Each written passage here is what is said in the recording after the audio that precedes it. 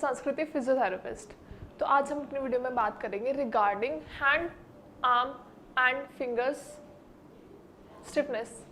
ठीक है, now starting with the points, at times what happen, patients को, paralytic patients को बहुत ज़्यादा स्टिफनेस रहती है हैंड्स में, क्योंकि उनकी कोई मूवमेंट नहीं होती। एंड मूवमेंट क्यों नहीं होती? क्योंकि हमारा ब्रेन कमांड नहीं दे पाता है एंड हमारा ग्रुप ऑफ मसल्स एक्शन नहीं परफॉर्म कर पाता है, तो जिसकी वजह से हैंड्स में बहुत ज़्यादा स्पास्टिसिटी एंड स्टिफनेस हो जाती है।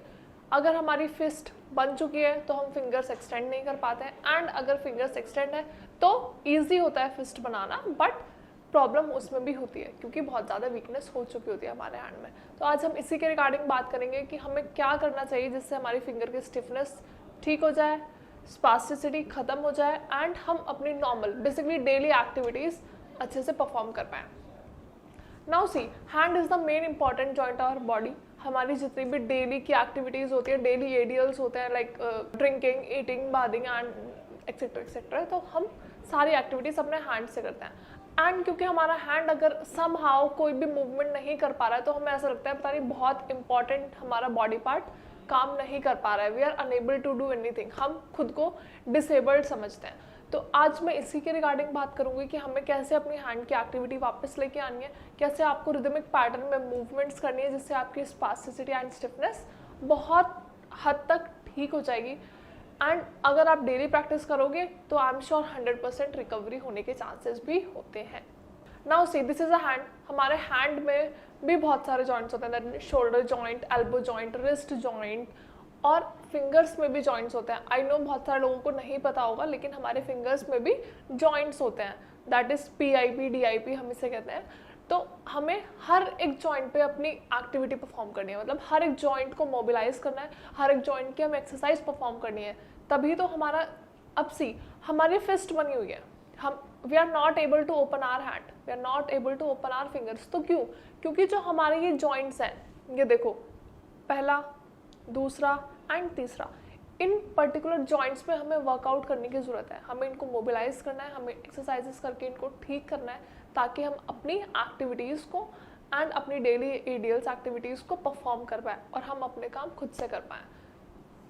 ज़्यादा कुछ नहीं करना है, बहुत ईजी है, ना आपको किसी का सपोर्ट चाहिए, ना कोई और आपको हेल्प चाहिए किसी की। बस करना क्या है, जो आपका नॉन अफेक्टेड हैंड है, जैसे सपोज मेरा राइट हैंड अफेक्टेड है, मेरा लेफ्ट हैंड नॉन अफेक्टेड है, तो मुझे अपने लेफ्ट हैंड से अपने राइट हैंड को मोबिलाइज करना है, इसकी एक्सरसाइजेस परफॉर्म करवानी है।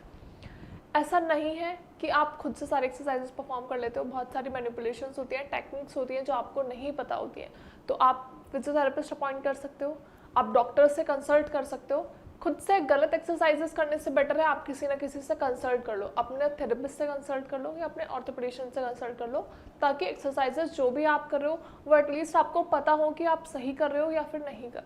अब स्टार्टिंग विद एक्सरसाइजेस, सबसे पहले जो आप करोगे वो नॉर्मल, सिर्फ आपको अपनी जैसे सपोज ये फिस्ट बनी हुई है तो आपको करना क्या है, सिर्फ अपनी फिंगर्स को ओपन करना है लाइक दिस इजीली, 1 2 3 4, ऐसे अपने फिंगर्स को करना है एंड देन अगेन क्लोज करना है, 1 2 3 4। नाउ मेरा हैंड बहुत नॉर्मल है, एकदम परफेक्ट है, तो जिसकी वजह से क्या हो रहा है, मेरी फिंगर्स ऑटोमेटिकली बंद हो जा रही हैं क्योंकि कमांड फॉलो कर रहा है। लेकिन पैरालिटिक पेशेंट्स में क्या होता है, कमांड फॉलो ही नहीं करते हमारा ग्रुप ऑफ मसल्स, एंड हमारा ब्रेन भी एट टाइम्स इतना अनस्टेबल हो चुका होता है, बहुत ज़्यादा डैमेज हो चुका होता है कि हमारी एक्टिविटीज़ परफॉर्म नहीं करवा पाता है, कोई भी मोटर एक्शन परफॉर्म नहीं हो पाता है, तो जिसकी वजह से ब्रेन कमांड नहीं दे पाता एंड ग्रुप ऑफ मसल अपना एक्शन नहीं कर पाती है। तो आपको थोड़ा सा टफ होगा स्टार्टिंग में, दैट इज़ नॉट ईजी। आप अगर सोच रहे हो कि आप एकदम से अपने फिंगर कर दोगे तो दिस इज़ इम्पॉसिबल, तो आपको मेहनत तो करनी है। एंड वन मोर थिंग, जब भी मुझे पेशेंट शायद में विजिट करते हैं तो उनका पहला क्वेश्चन यही होता है कि मैम कितना टाइम लग जाएगा हमारा हैंड ओपन होने में। तो हम कुछ ऐसा एक पर्टिकुलर स्टेटमेंट फिक्स नहीं कर सकते हैं कि आपको इतना टाइम लगेगा, this is all gradual process. आप धीरे धीरे एक्सरसाइज परफॉर्म करना स्टार्ट करोगे, it is up to you कि आप एक्सरसाइजेस कैसे करते हो, दिन में कितनी बार कर रहे हो, कितने रिपीटेशंस करें, कितने सेट्स हो रहे हैं, वो सब आपके ऊपर डिपेंड करता है। तो आपको इस चीज़ का ध्यान रखना है कि आप जितने अच्छे से एंड जितनी ज़्यादा एक्सरसाइज परफॉर्म करोगे आपको उतना जल्दी रिजल्ट मिलेगा। चलिए अब स्टार्ट करते हैं। तो आपको पर्टिकुलर एक एक जॉइंट की एक्सरसाइज करनी है, जैसे आपने यहाँ पे फिंगर रखी, अपोजिट हैंड की फिंगर यहाँ पे रखी, तो आपको ये मूवमेंट करनी है। अब देखो मेरी tip of the finger move हो रही है। ऐसे ही अब हम नीचे वाले जॉइंट पे काम करेंगे। Now third last,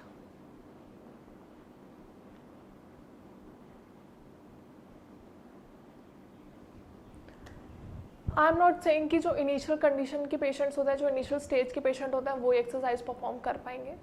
When patients are able to do exercises, जिनकी स्पास्टिसिटी ऑलमोस्ट खत्म हो चुकी होती है, अगर वो ये पेशेंट ये एक्सरसाइजेस करते हैं तो उनको बहुत अच्छा रिजल्ट मिलेगा, क्योंकि they will be able to do. अब आप इनिशियल पैरालिटिक के पेशेंट ये नहीं करते हैं, उन्हें हेल्प लेके ही एक्सरसाइज करनी पड़ेगी। उनके फिस्ट खोलने में इतना टाइम लग जाता है, इतनी प्रॉब्लम होती है, एट टाइम्स पेशेंट्स को पेन भी होता है। तो आपको असिस्टेंस के साथ ये एक्सरसाइजेस परफॉर्म करनी है, ये वाली। एंड लेकिन जिनकी रिकवरी लेटर स्टेजेस में पहुंच चुकी है, जो बहुत अच्छे से रिकवरी फेज में आ चुके हैं, वो पर्टिकुलर जॉइंट भी मोबिलाइज कर सकते हैं एंड पर्टिकुलर जॉइंट की एक्सरसाइजेस भी कर सकते हैं, जैसे अभी आई एम डूइंग। ठीक है, ये तो होगी इनिशियल स्टेज की बात एंड थोड़ा सा लेटर स्टेज की बात। अब हम बात करते हैं अपने रिस्ट जॉइंट की मोबिलाइजेशन की। अब ये हमारा रिस्ट है, हमें अच्छे से मूवमेंट परफॉर्म करनी है, जो अभी ईजी लग रहा है करने में, पेशेंट्स के लिए थोड़ा सा टफ होता है, लेकिन ये मूवमेंट्स करनी है। अब करना क्या है, आपको अपने हैंड से ना ये वाला हैंड पूरा प्रेस करना है एंड पीछे की तरफ लेके जाना है, like this. Relax, now again relax. आप अपने फिंगर्स को ग्रैस्प भी कर सकते हो अच्छे से, उसकी हेल्प से भी आप अपना हैंड पीछे कर सकते हो, like this, again like this. And the most important thing is, अब देखो थोड़ा सा हैवी करने के लिए, थोड़ा सा रेजिस्टेंस बढ़ाने के लिए हम क्या करेंगे, ये हमारा नॉन अफेक्टेड हैंड था, तो इससे तो इजी हो गया एक्सरसाइजेस करना, तो हमने अच्छे से इसको पुल कर दिया एंड ये हो भी गया। लेकिन अगर हम ऑपोजिट साइड हम अगर एक्सरसाइज करते हैं, अगर हम इस हैंड से प्रेशर लगाएं, तो ये इसकी स्ट्रेंथनिंग इंक्रीज करने में हेल्प करेगा। तो आपको करना क्या है, इस वाले हैंड से इस वाले हैंड पे प्रेशर लगाना है, लाइक दिस। ये थोड़ा सा टफ होगा क्योंकि हमारा ये वाला हैंड वीक है, तो इसकी स्ट्रेंथनिंग करने के लिए हम ये वाले हैंड की एक्सरसाइजेस स्टार्ट कर सकते हैं, लाइक दिस। एंड आपको इस हैंड से करना है। एक्सरसाइजेस करते टाइम पेशेंट्स को पेन भी फील होता है, तो दैट डजंट मीन कि आप एक्सरसाइजेस रोक दोगे। हल्का बहुत पेन होना नॉर्मल है, क्योंकि मूवमेंट खत्म हो चुकी होती है एंड आपको मूवमेंट वापस से स्टार्ट कर रहे हो, तो पेन होना जायज़ है। ऐसा नहीं है कि अगर आप पेन कर रहे हो तो आप एक्सरसाइजेस छोड़ दोगे कि मैम हमें पेन होता है, हम एक्सरसाइजेस नहीं कर सकते। वो पेन नॉर्मल है, तो आप एक्सरसाइजेस करोगे, आपको रिदमिक पैटर्न में एक्सरसाइजेस फॉलो करनी है। पेन इनिशियली होता है लेकिन फिर सबसाइड हो जाता है, तो ऐसा नहीं है कि पेन आपको थ्रू आउट है। लेकिन अगर बहुत ज़्यादा पेन है कि बर्दाश्त ही नहीं हो रहा है, बहुत ज़्यादा पेन हो रहा है, तो आपको कंसल्ट करना है, तो आपको एक्सरसाइजेस वहीं रोक देनी है। आई विल नॉट सजेस्ट कि पेन हो रहा है फिर भी आप एक्सरसाइजेस करे जा रहे हो। हल्का पेन और बहुत ज़्यादा पेन, आपको डिफरेंस समझ आना चाहिए कि अगर आपको ज़्यादा पेन हो रहा है तो आप एक्सरसाइजेस नहीं करोगे, चाहे आपको कोई ज़बरदस्ती एक्सरसाइजेस करा रहा है, तो आपको कंसल्ट करना है। At times what happen, patients को पेन फील होता है लेकिन फिर भी उनके घर वाले ज़बरदस्ती एक्सरसाइजेस कराते रहते हैं, तो वो चीज़ नहीं करनी है। That can lead to further severe problems. तो ज़रूरी नहीं है, आपको नहीं पता पेन किस वजह से हो रहा है, तो आप एक बार डॉक्टर से कंसल्ट करो और फिर ये एक्सरसाइजेस परफॉर्म करो। बेसिकली जो मेरा मोटिव है इस वीडियो से समझाने का वो ये था कि आपको अपनी एक्टिविटीज़ परफॉर्म करनी है। ये नहीं कि अगर आपकी फिस्ट बनी हुई है तो आप पूरा टाइम इस फिस्ट को बंद ही रखोगे, ऐसा नहीं है। आपको अपने दूसरे हैंड से सपोर्ट लेके अपनी फिंगर्स को ओपन करना है, क्योंकि अल्टीमेटली प्रोग्रेस एंड रिजल्ट्स आपको ही दिखेंगे। आपको खुद अपनी एक्टिविटीज़ परफॉर्म करनी है तो आपको मेहनत करनी पड़ेगी।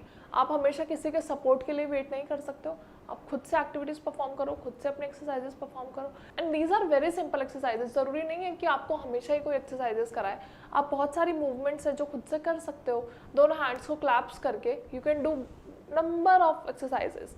दोनों हैंड्स ऊपर लेके जा सकते हो, दोनों हैंड साइड में लेके जा सकते हो, ये मैंने अपनी पहले भी वीडियो में एक्सरसाइजेस बताई हैं। तो आपको बस जो करना है वो सिर्फ यही है कि अपने स्पास्टिसिटी, अपने स्टिफनेस को अपने हैंड से ख़त्म करना है। ठीक है, चलो अब आगे बढ़ते हुए मैं 2 इंपॉर्टेंट एक्सरसाइजेस और आपको बताऊंगी जो आपको करनी है। ठीक है, this is my hand. Fingers को जितना अपार्ट आप कर सकते हो, like this and again back, once more apart, hold भी कर सकते हो if you want, 1 2 3 4 5 and relax. Now again 1 2 3 4 5, relax. अब ये तो नॉर्मली पेशेंट जिनकी रिकवरी हो चुकी है वो इजीली कर पाते हैं, लेकिन जिनकी रिकवरी नहीं हुई है, जो पैरालिटिक पेशेंट्स हैं, वो एक्सरसाइज कैसे परफॉर्म करेंगे। सपोज ये हमारा हैंड है, इसको हमें ऐसे खोल के रखना है, तो आपको इस वाले हैंड से सपोर्ट लेके अपनी फिंगर्स ऐसे अड़ा लेनी है, लाइक दिस। अपनी फिंगर्स को हर जॉइंट के बीच में ऐसे अड़ा लेनी है, और फिर आपको टाइटली बंद करनी है, हैंड खोलनी है, again tight and relax. Stable position में अपने हैंड्स आप रख सकते हो इजीली टेबल पे, एंड परफॉर्म करनी है एक्सरसाइज। खोलना है एंड बंद करना है। तो ये सारी मूवमेंट्स हैं, अगर आप परफॉर्म करोगे तो आपको डेफिनेटली रिजल्ट्स मिलेंगे। आप एक्सरसाइजेस परफॉर्म करोगे तो ऑब्वियसली आपके स्पास्टिसिटी, जो भी स्टिफनेस है, जो मूवमेंट्स आप नहीं कर पाते हो, जो एक्टिविटीज़ आप नहीं कर पा रहे हो, एट टाइम्स पेशेंट डिप्रेस्ड हो जाते हैं कि मेरे तो पता नहीं मेरा हाथ खुलेगा या नहीं खुलेगा, पता नहीं मैं मूवमेंट्स कर पाऊंगा या कर पाऊंगी। तो एक्टिविटीज़ परफॉर्म आप ज़रूर कर पाओगे, लेकिन उसके लिए एक्सरसाइजेस करना बहुत ज़रूरी है, मेडिकेशंस लेना बहुत ज़रूरी है। बिना मेडिसिन के आई वुड नॉट से कि आपको रिकवरी हो जाएगी, क्योंकि अल्टीमेटली जब तक हमारा ब्रेन प्रोसेस नहीं करेगा हम कोई भी मूवमेंट नहीं कर पाएंगे।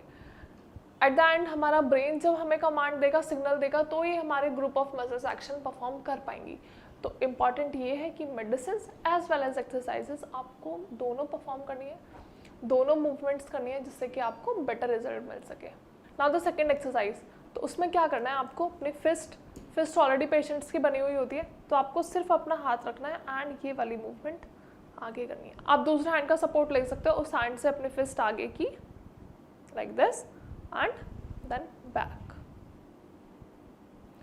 नाउ अगेन, जब भी हम अपने हैंड को आगे की तरफ स्ट्रेच करते हैं तो हमें डॉर्सल पे थोड़ा सा पेन फील होता है, ये थोड़ा सा स्ट्रेच फील होता है, तो दैट इज़ नॉर्मल, घबराने की कोई जरूरत नहीं है। कभी आप सोचो कि मुझे पेन हो रहा है तो मैं एक्सरसाइजेस करना छोड़ दूँ, तो ये सारी एक्सरसाइजेस थी जो आपको परफॉर्म करनी है। थोड़ी बहुत मोबिलाइजेशन मूवमेंट्स अपने फिंगर्स की ज़रूर करनी है जब भी आप फ्री बैठे हो, जब भी आपको लग रहा है कि हाँ अभी मैं फ्री हूँ तो आई कैन डू एक्सरसाइजेस, तो आप प्लीज़ एक्सरसाइजेस परफॉर्म करिए एंड मेडिकेशंस भी लीजिए। अगर आपको मेडिसिन से रिगार्डिंग कोई प्रॉब्लम हो रही है या फिर कोई ट्रीटमेंट प्रोटोकॉल आप बहुत टाइम से फॉलो कर रहे हो लेकिन आपको कोई रिजल्ट्स नहीं मिल रहे हैं, तो please do visit Shreyas, call us on the number given below. हमारे डॉक्टर्स आपको अच्छे से कंसल्ट करेंगे, जो भी रिगार्डिंग इन्फॉर्मेशन होगी, ट्रीटमेंट रिगार्डिंग इन्फॉर्मेशन होगी, वो आपको मिलेगी। And please exercises and medications are must, तो आप दोनों को कभी स्किप ना करें एंड डेली एक्सरसाइजेस परफॉर्म करें एंड डेली मेडिकेशंस लें।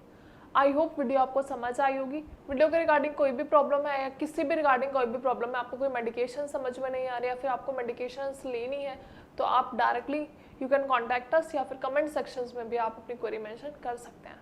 Thank you so much, have a nice day.